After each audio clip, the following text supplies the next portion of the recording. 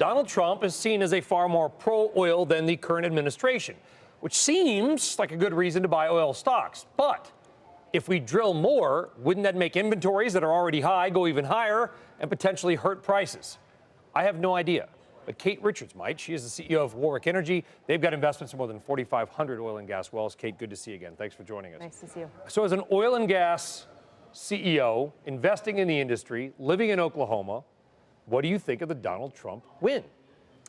Well, there remains to be seen exactly how this energy policy will work out. So the three tenets of his energy policy are growth in jobs for the energy sector, which currently employs 10 million people in this country, American energy independence, which is something that actually Obama has been very friendly to, in particular with repealing the ban on crude exports in this country, and lastly, clean air, clean water. And the overarching goal that he's talked a lot about and that Harold Hamm has talked a lot about in advising him has been American energy dominance as a strategic goal of economic and foreign policy.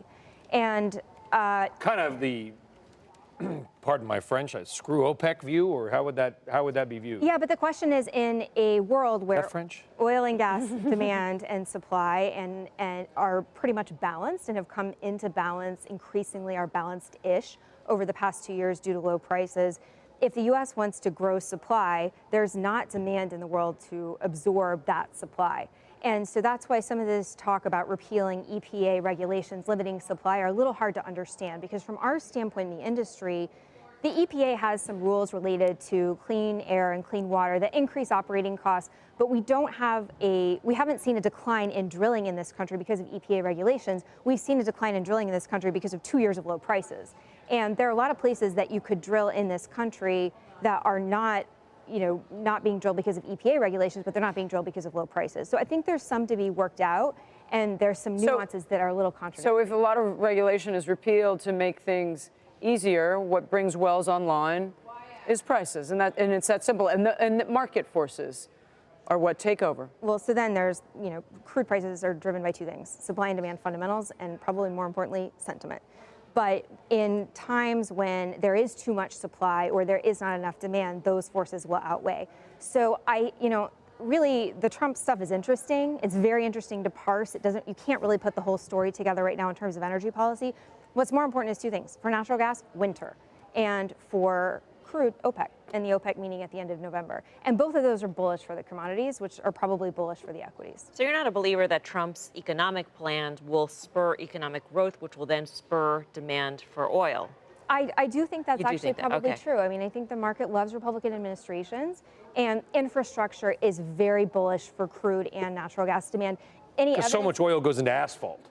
Well, we forget. We just think pump your gas in your car. Gasoline, Almost everything we make, plastics, roofing materials, has got oil or some byproduct in and it. all of the construction processes are really fueled by diesel and by factories that need natural gas and also petrochemicals. So I think a Trump presidency is actually very bullish long-term for oil and gas. Some of the specificities that have been talked about in terms of the actual policies, EPA regulations, growth and supply. You know what it does put an end to is, you remember at one point they were going to do the excise tax on $10 per barrel. That was one of the inventions that came out of all that crazy stuff about trying to punish the industry. At minimum, appears to go away at this point. Yeah, and this stuff, probably we were talking about this earlier, but the idea that Trump is going to bring back the coal industry, I think that probably doesn't happen. That would be very negative for natural gas, because natural gas and coal compete. I think it would be negative for the United States and be negative for the world. Can I ask you a question that I know you're not going to answer, but I'm going to ask it anyway, Kate?